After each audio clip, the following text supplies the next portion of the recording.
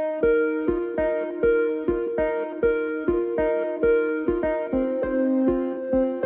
مرد 38 و 41 ساله ساکنان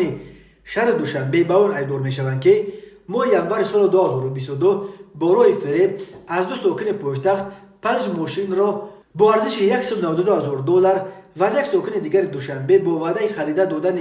منزل در بنای نوبنیاد $48,000 گرفته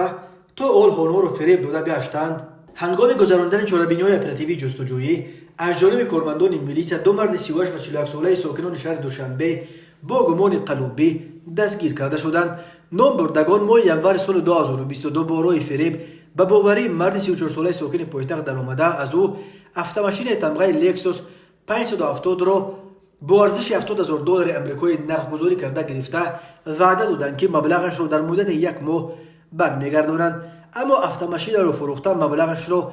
به منفعت شخصیشان صرف نمودند. همین طریق نامبردگان ماه ینور سال 2022 به باوری مرد 39 ساله ساکن پایتخت درآمده از او 2 عدد автомاشین تمغه تویوتا کامری، 1 عدد автомاشین تمغه فورد مستنگ،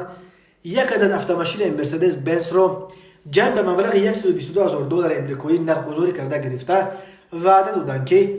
مبلغشان را در مدت کوتاه برمیگردانند، اما автомاشین ها را فروخته مبلغشان را به منفعت شخصیشان صرف نمودند.